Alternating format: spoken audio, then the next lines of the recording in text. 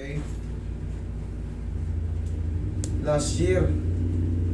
Okay. Multiple action and section of the head without contrast. Medyo kung okay. Window pain. Upo ka rito, sir. The CT image reveal no evidence of acute major vascular territory in part. Okay, good. No acute intracranial hemorrhage seen. The cortical source and lateral fissures are normal in pattern. The ventricles are normal in size, shape, and position. Okay. Sir, malaking potential. May pag-asa itong mga ano. Kaso, bakit mo pinatagal nung ano? Dapat to pinahandle muna sa ano? Sa mga PT. Wala akong nang sa amin eh. Eh, no, katulad niya, no, lumabas sa impression mo. Tama ka, no evidence of acute major vascular territory in part. Okay? Intracranial hemorrhage at this time nakalagay. Okay. Nung 2023 kasi to eh. July, oh, ayan, tama. Naulitan ka ba? Ganyan na kagad lumabas? O nakaka-move ka? Hindi mo kalakad, hindi ako. Lupay-pay ka talaga? Okay. Tapos, nung mga ilang buwan bago ka nakatayo? Pero mga isang buwan. Isang buwan, nakano ka na? Never ka nagpa-therapy? Nagpa-therapy ako yung sa Vertebro.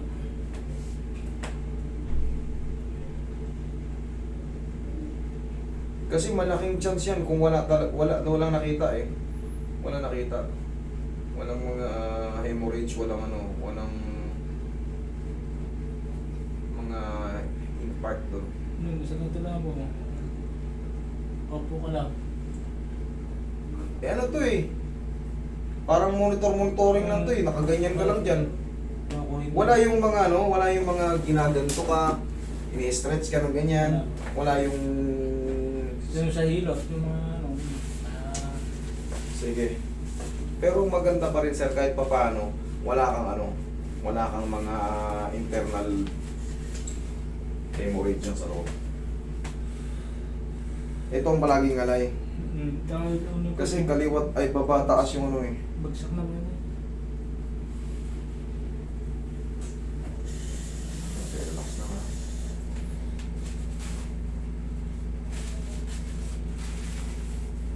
Lambutan mo lang.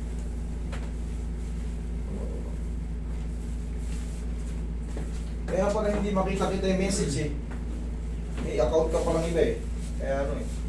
Masisend dun sa ano eh.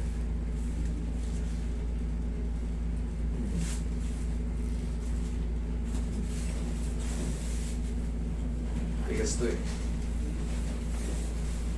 Pangkaraniwan to sa mga stroke eh. Relax lang. Lambutan mo lang.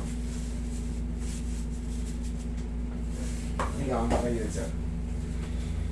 Kalimit ko.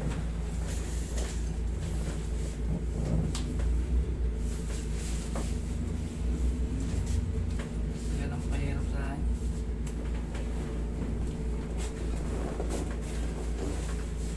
Silent ito. Di ba nagpa-CT scan ka ulit? Oo, dalawang bihis po. Nasaan yung isa? Gandi po ang ano yan. Ganon lumabas? Mm. Okay, sige. Thank you. Relax lang ako muna para.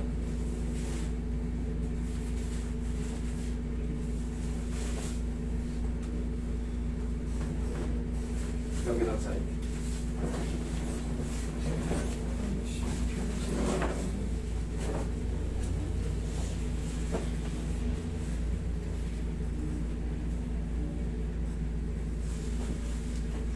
Relax lang.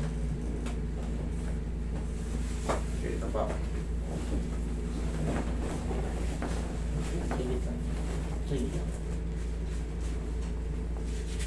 Sige pa.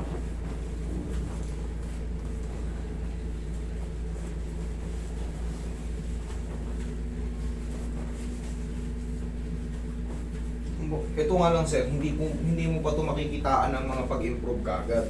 Kailangan to iti-therapy ka talaga, exercise. Tuturuan kita ng exercise, ha?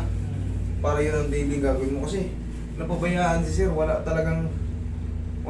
dapat to hinandle nung kahit pa paano sir, nagpa-handle kayo sa therapist ng 1 to 6 months, sulitin nyo na yan.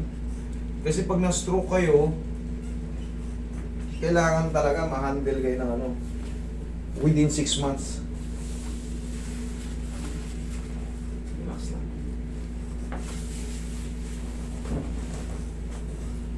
Kasi pag lumagpas sa 6 months, yung iba,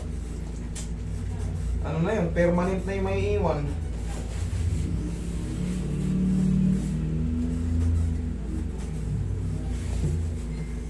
Okay. Yung tulong namin mga therapy sa ganito, siyempre ngawit na ngawit yan. O, dyan ka lang sir, dyan ka lang sir. Yan, mapapagaan yung pangangatawan nyo kahit pa paano, mamamassage. Tapos, siyempre ma-align yung mga joint. May tama kung may sakaling dumadaglag. Pero yung movement, medyo delay pa yan. Kailangan yun. Tulungan. Tulong-tulungan. Pero hanggang pa kayong tama mo. Sabi siya ng doktor ko sa amin, private, pasma daw po. Pasma. Ano bang daily routine mo before? Ano po? Operator ng traktora, ng harvester ng palay, Okay. driver ng truck, Todo-todo, no? masada ng tricycle.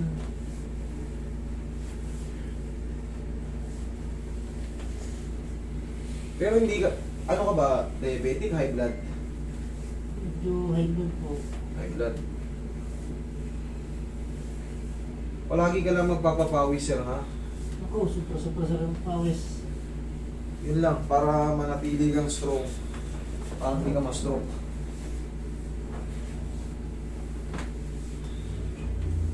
Meron kasi tinatawag na double stroke. Ay, anong oras na par? 10:40. Wala pala si Lawrence.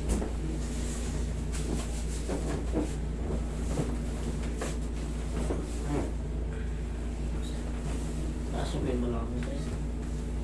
Okay po. Yan, lagay sa dyan yung kamay.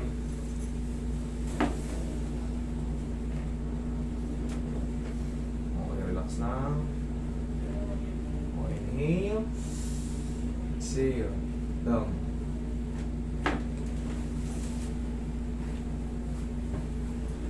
Yan ka lang. Sir, pag nakahiga ka sa bahay nyo, kahit pa paano, angat-angatin mo to. Ganyan o. Ay, gaya mo ba? Yan. Kahit ating gabi.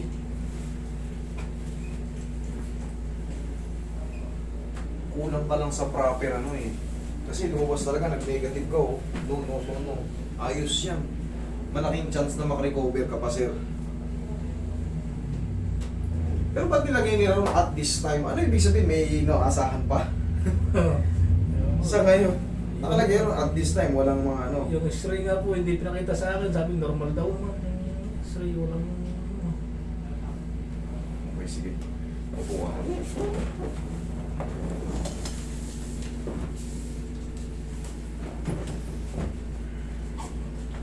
Anong oras ba? 43.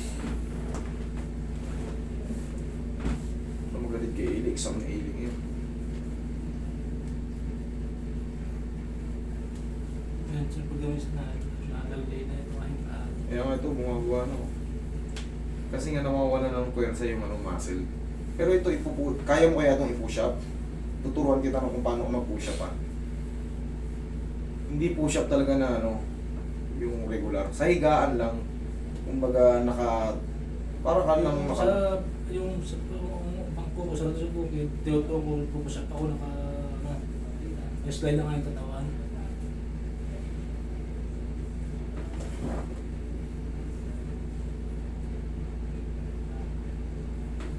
ganito. Para makabalik siya. Tayo ka, sir. Ganito ka.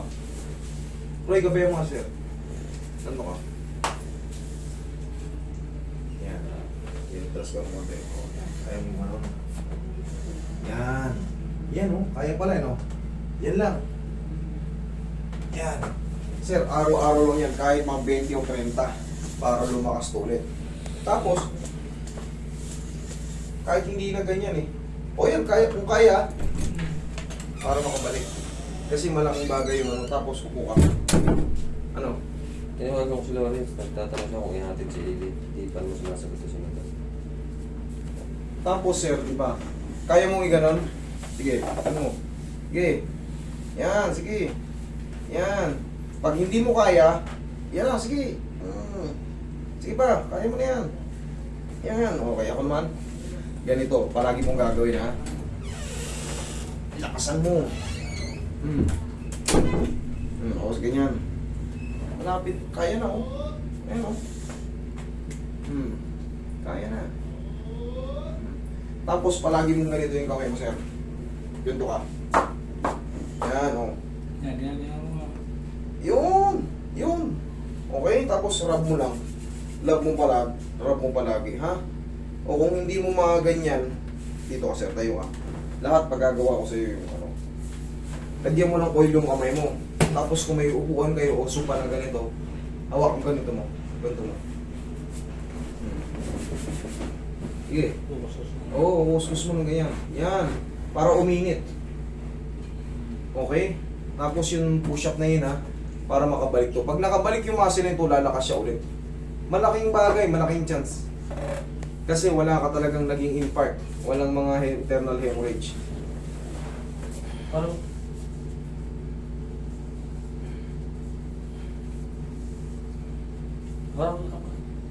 Upo ka, sir. Upo ka. Sige ako na.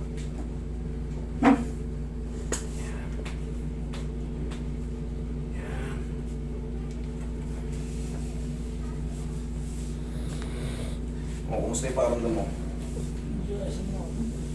Medyo ayos naman. O ngayon, naangat mo na. Kita mo, nagkaroon ng improvement. O ngayon, sir. Ha? Itinuro ko sa'yo, ha? Tapos, tumapat ka ron sa umaga pag may araw. Tapat ka ron. Sanay ka naman na ano eh. Kumbaga, sabi mo, napapawisan ka madalas, di ba? Tuloy mo lang yun, sir, ha? Para mas mabilis ka pa mag-improve. Okay? Salamat, sir. Ang gamit, sir.